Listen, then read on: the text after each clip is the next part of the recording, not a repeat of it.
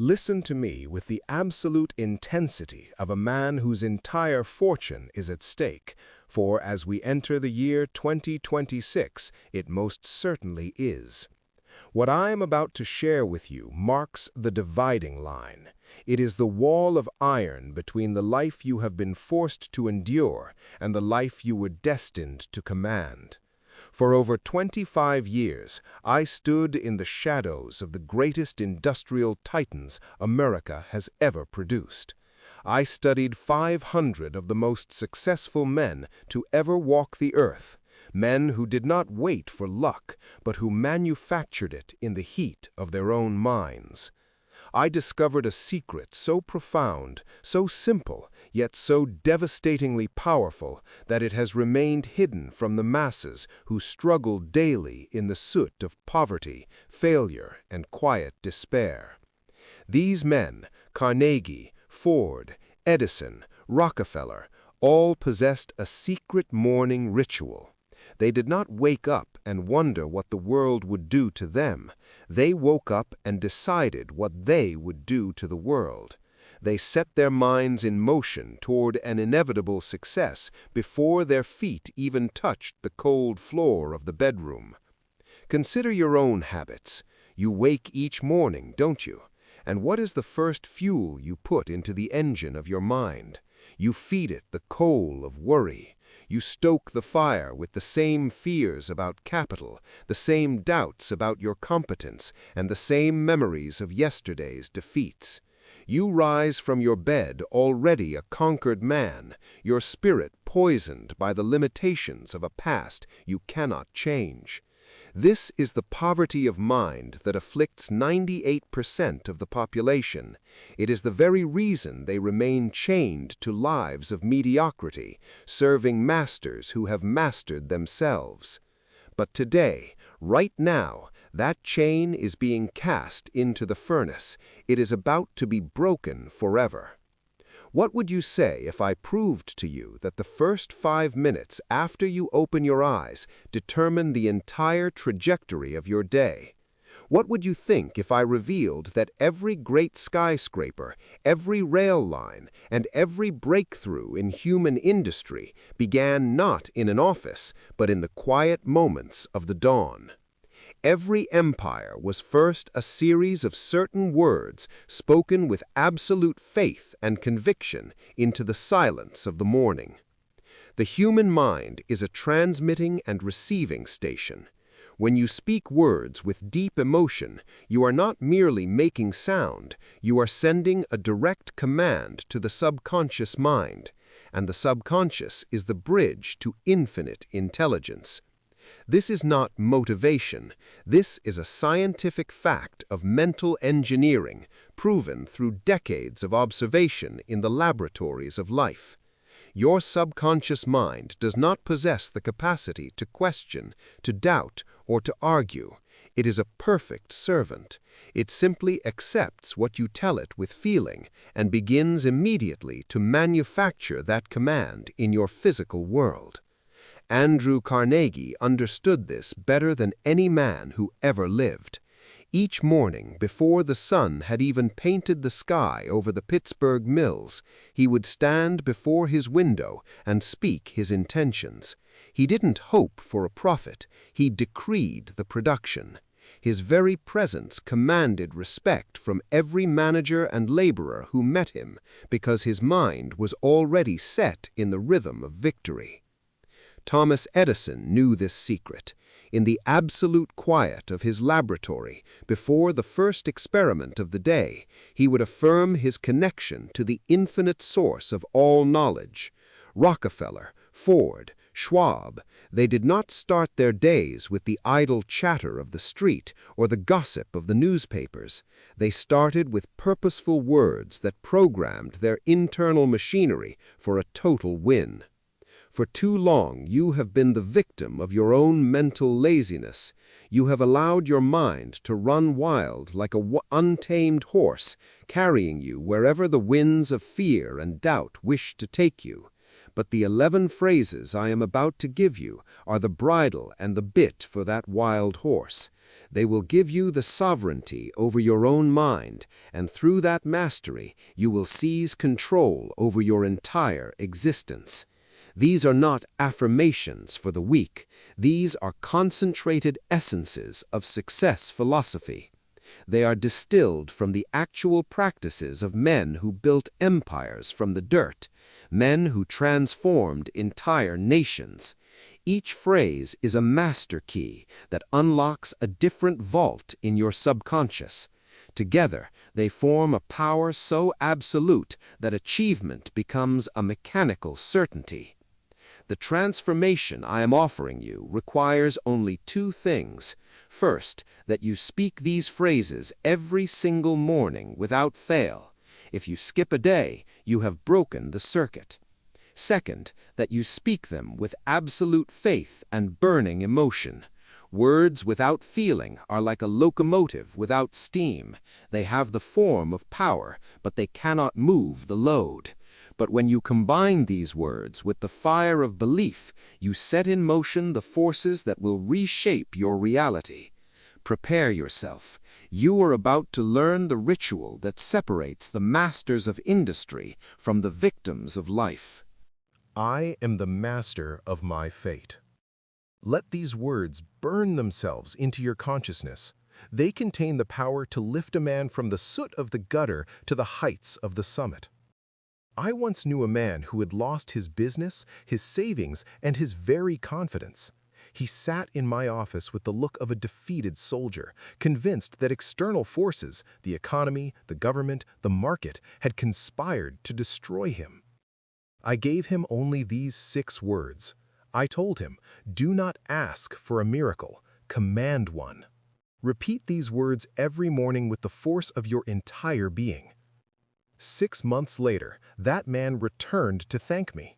He had not only recovered his losses, but he had built a fortune twice as large as the one he lost. He stopped being a leaf blown about by the wind of circumstance, and he became the wind itself. Most people are drifters. They blame the government, they blame the education system, they blame their families. They blame everything except the one person who holds the throttle, themselves.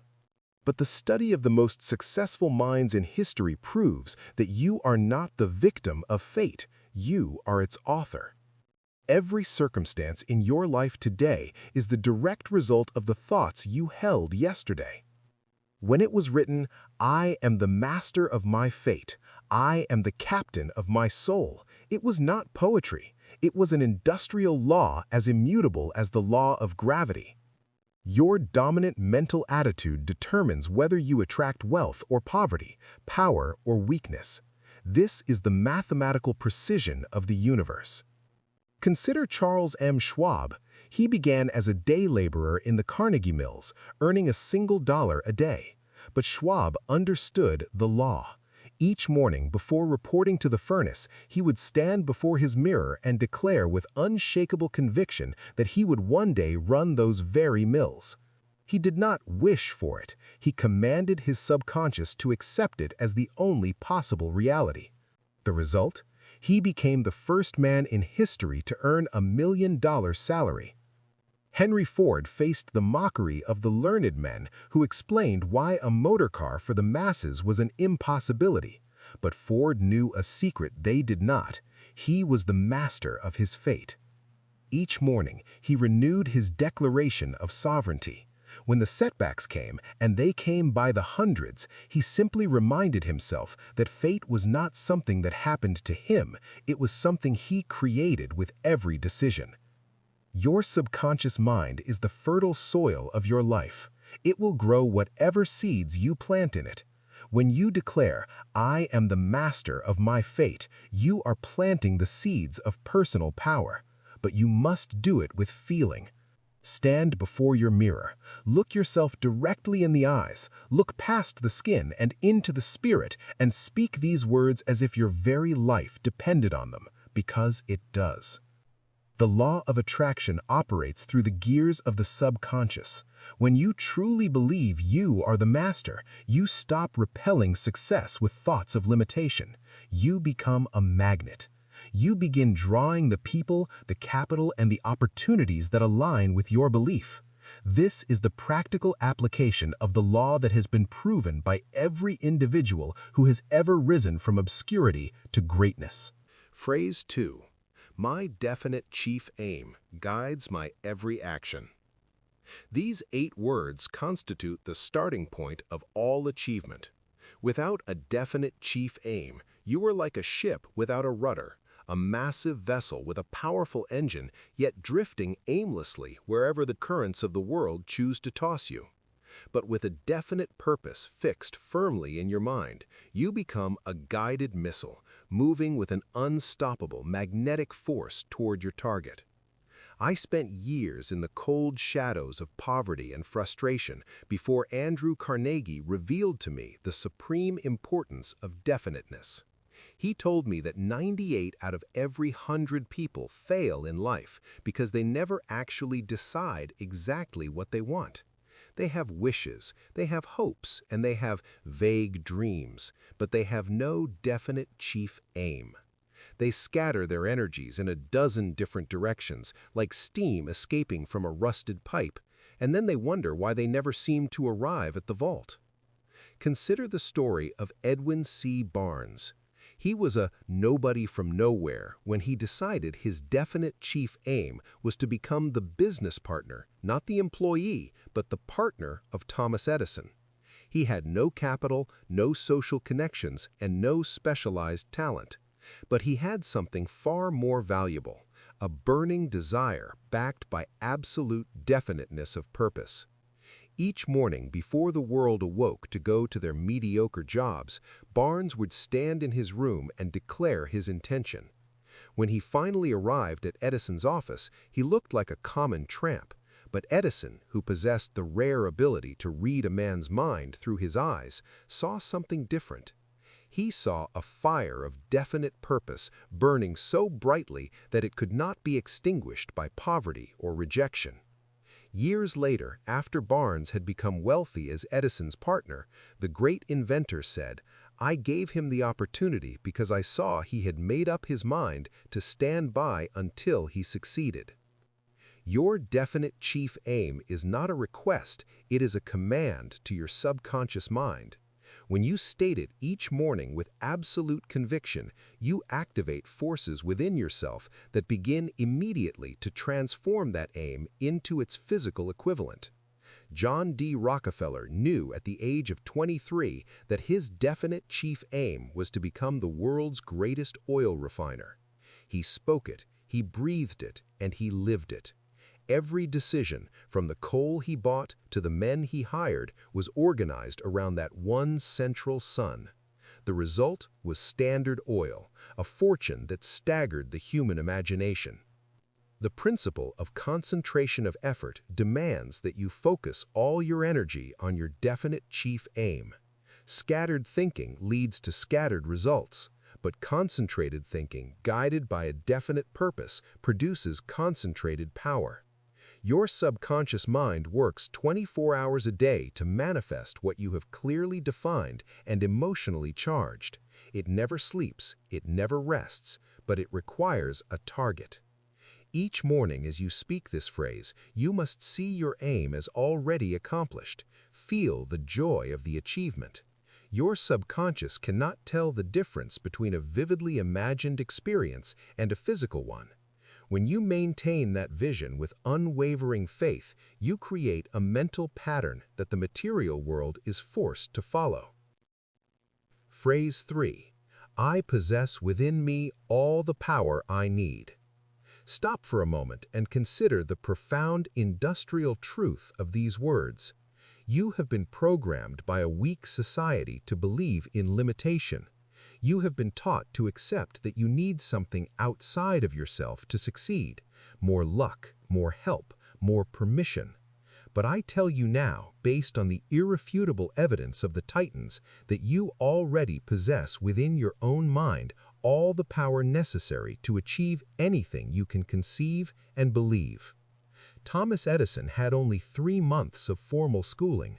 By every external measure of the world, he should have remained an unknown failure in a small town. But Edison understood a secret that his educated critics did not. He possessed within himself access to infinite intelligence. When faced with a problem that seemed impossible, he would retire to his private room, sit in complete darkness, and affirm his connection to the source of all knowledge. In that state, ideas would flash into his mind like lightning, solutions would appear, inventions would reveal themselves. More than 1,000 patents stand today as monuments to his faith in the power within. The average man uses less than 10% of his mental capacity.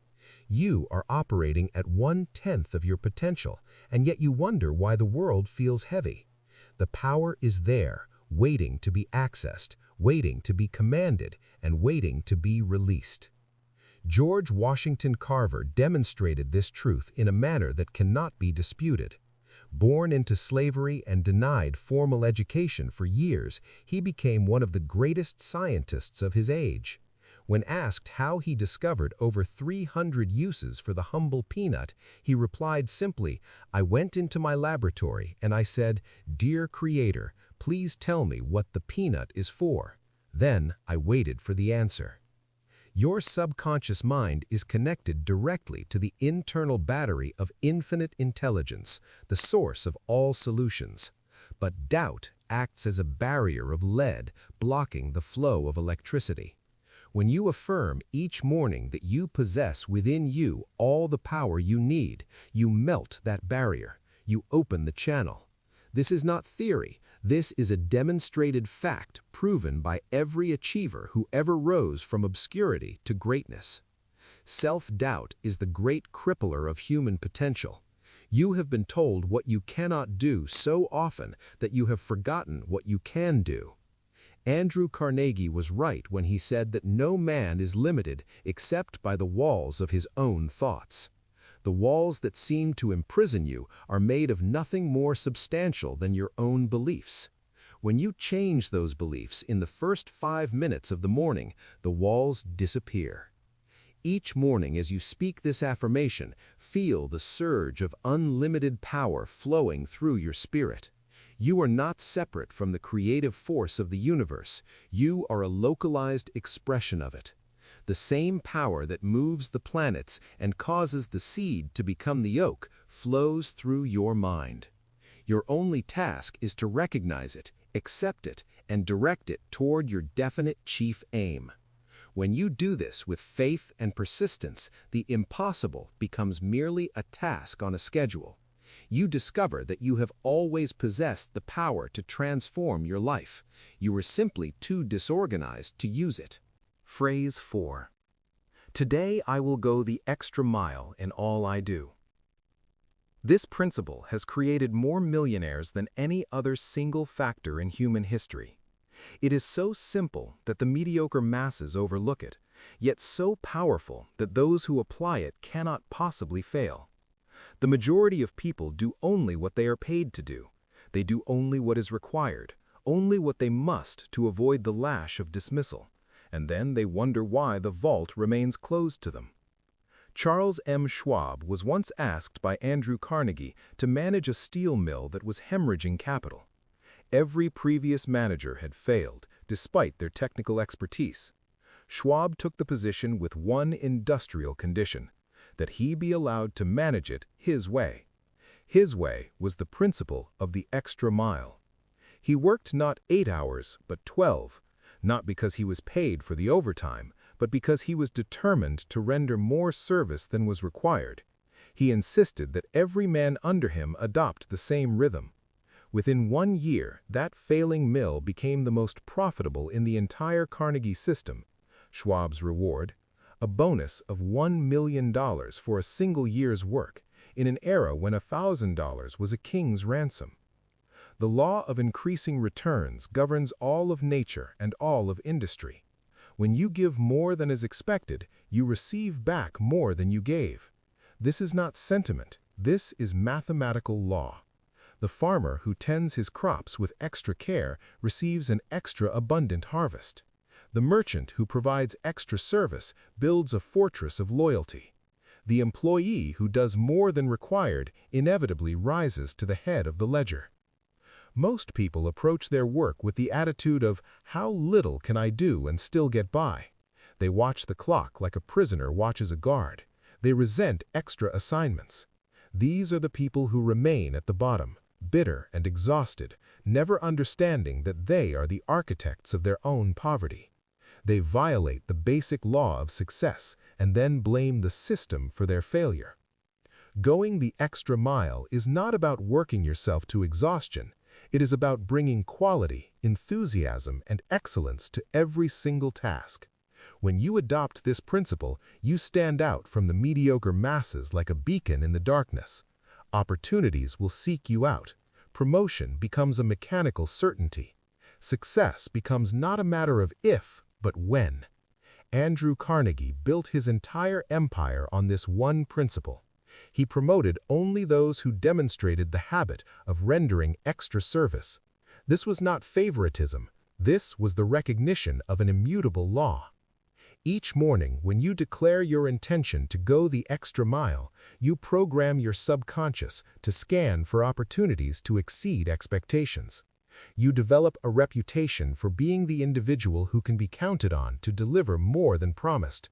That reputation is worth more than gold in the bank, for it is the currency that buys you entry into the boardrooms of power. Phrase 5. I attract wealth through service to others. Here is a truth that destroys the false belief that success comes through taking advantage of others. Every great fortune, without exception, is built on a foundation of service. The size of your reward in life will always be in direct proportion to the amount and quality of service you render. Henry Ford became one of the wealthiest men in the world not by exploiting the people, but by serving them. His obsession was not profit, it was providing affordable mobility to the masses. He revolutionized production to decrease costs so that more people could benefit. The fortune that flowed to him was the natural, inevitable result of the service he rendered to millions. He often said, "A business that makes nothing but money is a poor business." Money is nothing more than a symbol of service rendered. It flows towards those who provide value, and it flees from those who seek only to take. This is the law of compensation in action. You cannot violate it without suffering the consequences.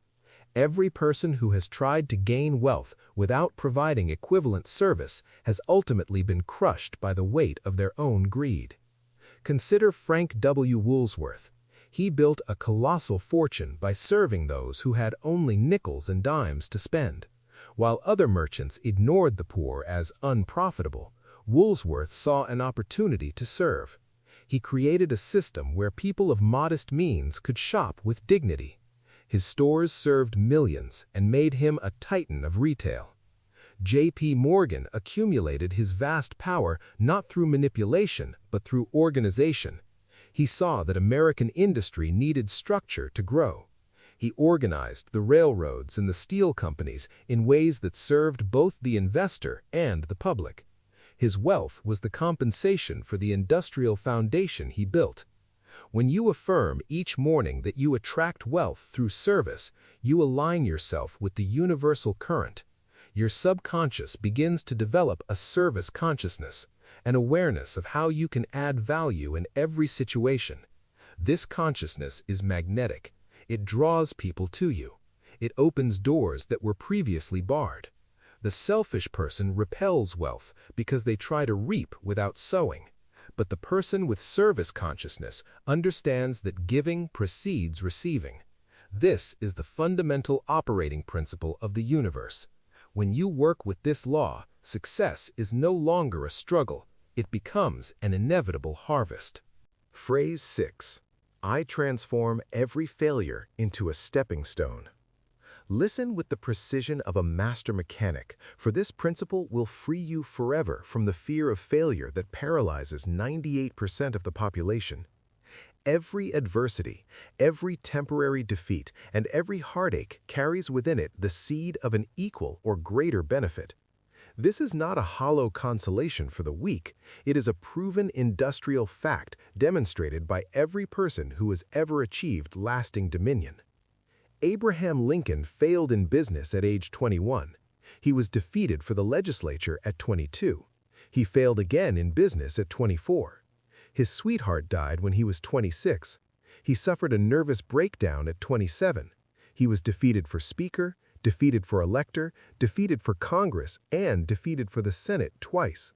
By the standard of the drifters, Lincoln was a monumental failure. But Lincoln understood the law of the stepping stone.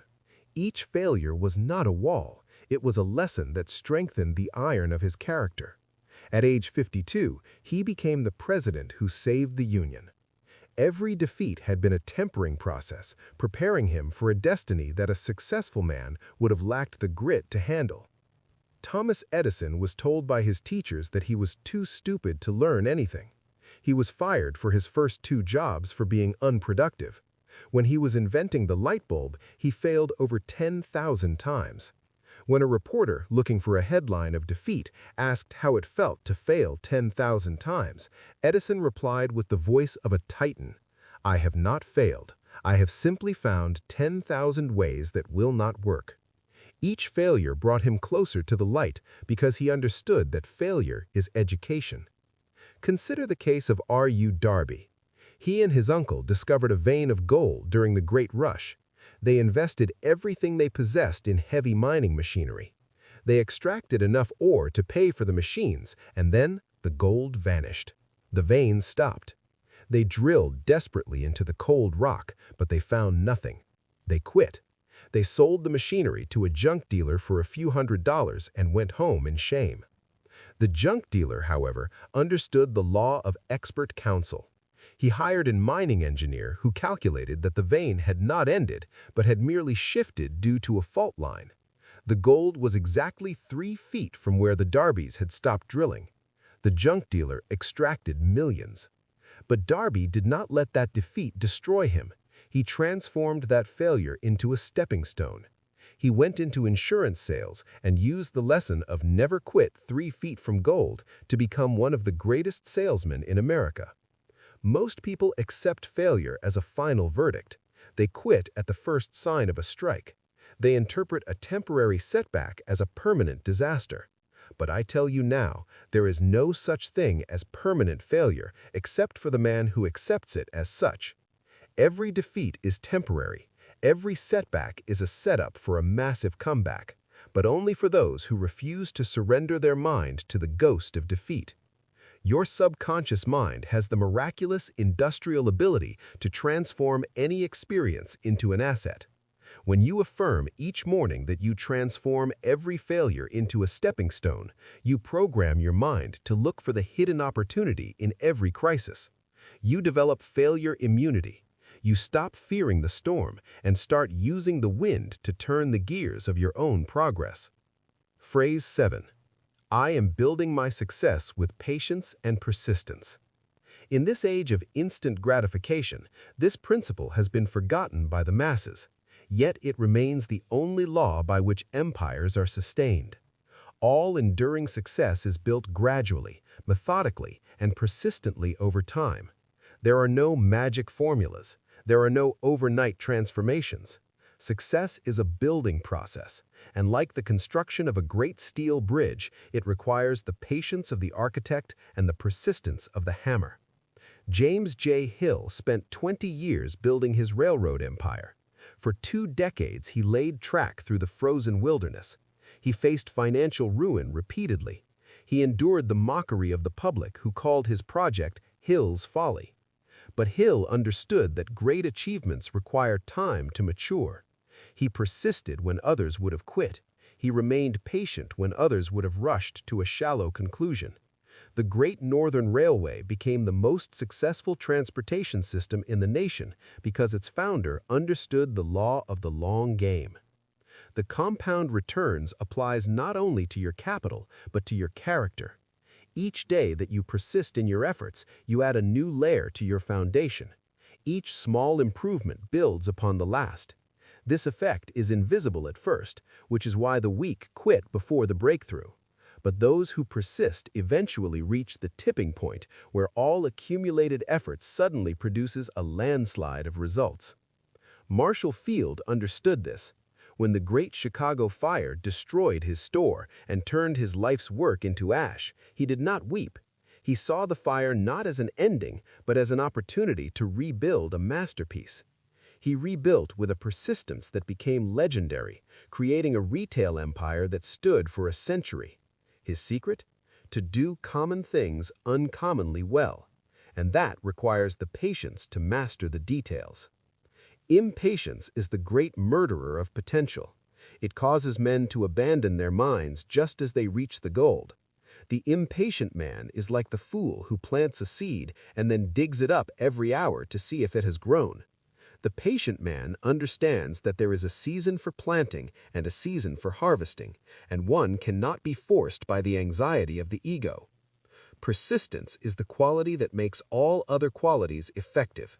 Without it, talent is a waste, education is a decoration, and opportunity is a ghost. But with it, even ordinary ability can achieve extraordinary heights. Calvin Coolidge spoke the truth. Nothing in the world can take the place of persistence. Talent will not. Genius will not. Education will not. Persistence and determination alone are omnipotent.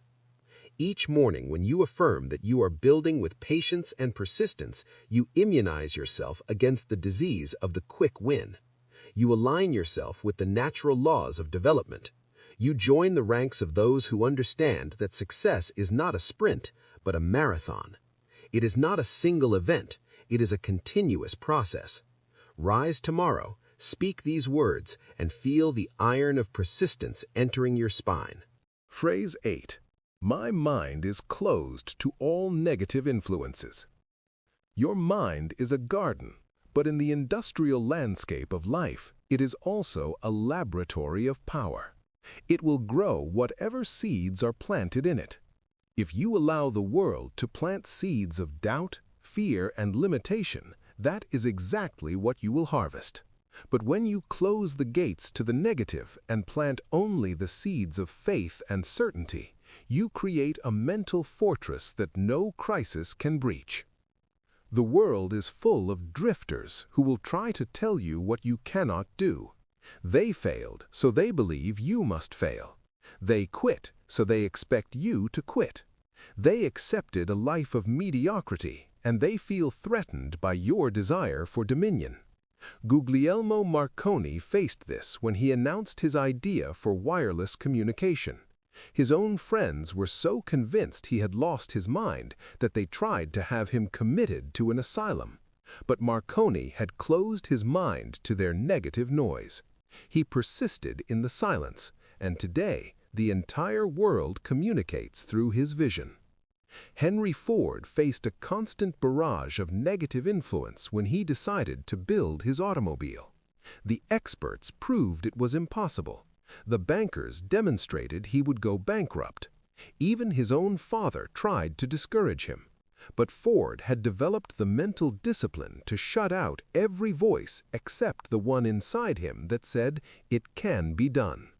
He refused to let the soot of other people's doubts poison his machinery. The result was not just a car, but an entire century of industrial progress. Negative thoughts are more contagious than any physical plague. They spread from mind to mind like a rot in a timber mill. When you associate with negative people, when you listen to their complaints, when you allow their fears to enter your consciousness, you become infected. Your own positive thoughts are overwhelmed, and your dreams begin to die. This is why you must guard your mental gates as carefully as you would guard a gold vault. The technique of mental substitution is your primary defense. You cannot simply resist a negative thought. You must crowd it out. When someone tells you it cannot be done, immediately recall the titans who did it. When doubt tries to enter, flood the room with faith. This is the deliberate choice to focus only on what empowers the engine. Your subconscious mind accepts whatever thoughts you allow to dominate. It does not evaluate, it simply acts. Therefore, you must be ruthlessly selective. You must become a guardian at the gate, examining every influence and allowing entry only to those that support your definite chief aim. Phrase 9. I give thanks for this day and its opportunities. Gratitude is not merely a pleasant emotion for the soft-hearted. In the world of the Iron Master, gratitude is a magnetic force that attracts more of what you appreciate. This is a law of mind as reliable as any law of physics. What you focus on with deep emotion always expands. When you focus on what you lack, you manufacture more lack. When you focus on abundance, you create a vacuum that the universe must fill with more supply. John D. Rockefeller began each day with thanksgiving. Even when he was a struggling bookkeeper earning less than $1 a day, he gave thanks for his health, for his labor, and for his opportunity to learn the mechanics of trade. This attitude of gratitude attracted the people and the capital that helped him build Standard Oil. He often said that his success was not due to financial genius, but to the habit of appreciating what he had while he worked for more. The principle of appreciation is an industrial truth. What you appreciate appreciates in value. When you give thanks for your current blessings, you create a mental atmosphere that attracts greater ones. This is the practical application of mental law. Your subconscious mind is programmed to notice and attract more of whatever you focus on with feeling. Gratitude provides that feeling in its most concentrated, high-pressure form. Consider the drifter.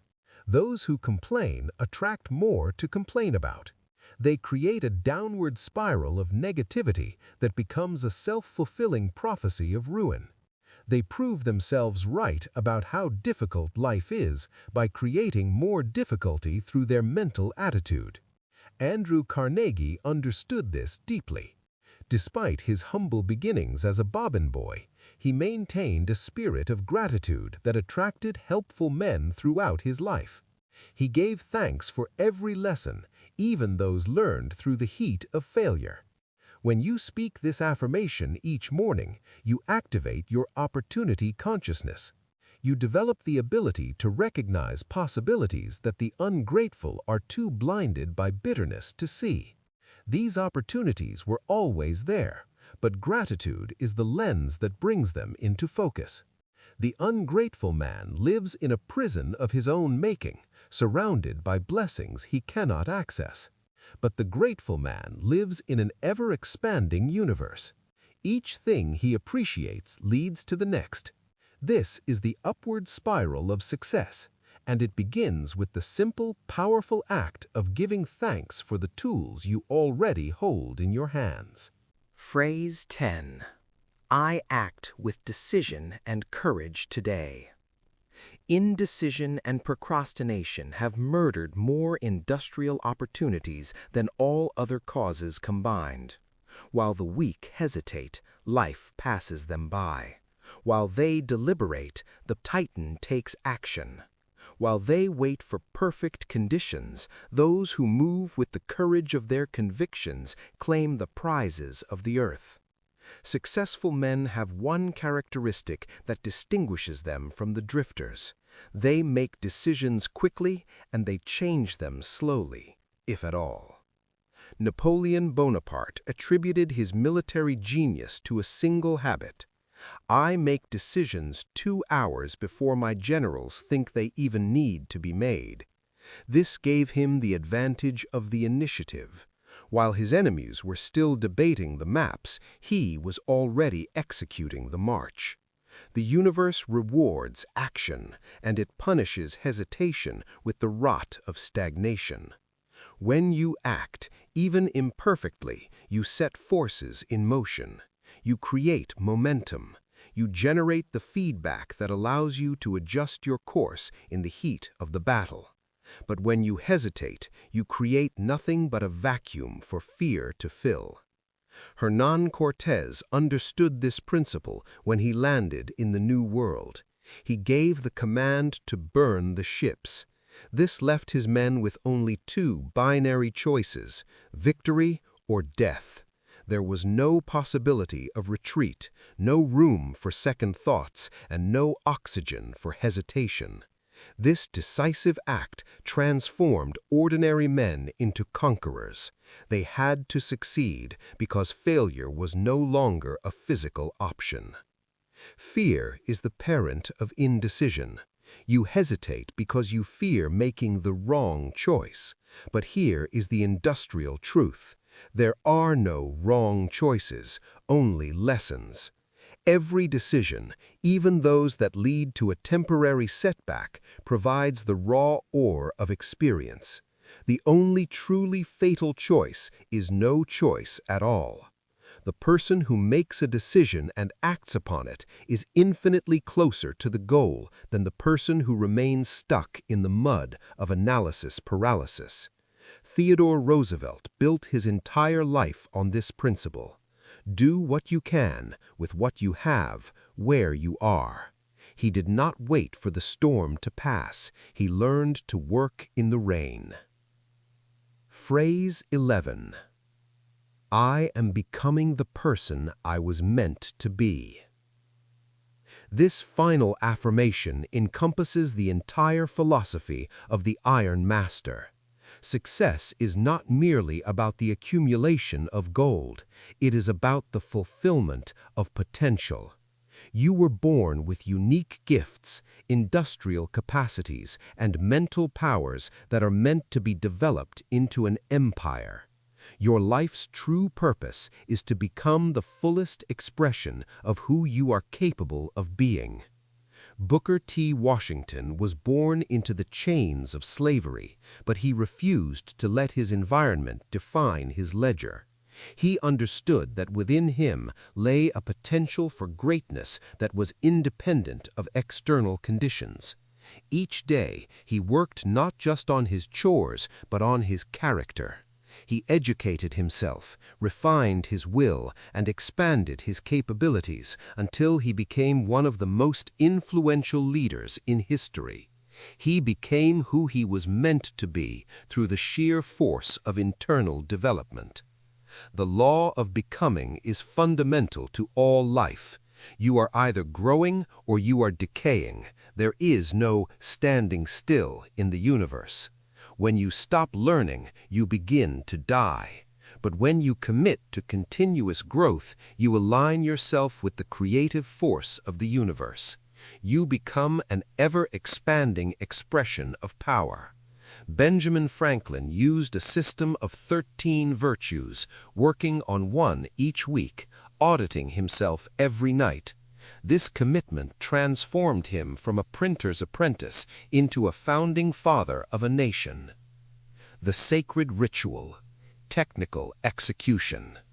Now, listen to the sacred ritual that will transform these 11 phrases from mere ink on paper into living forces in your life.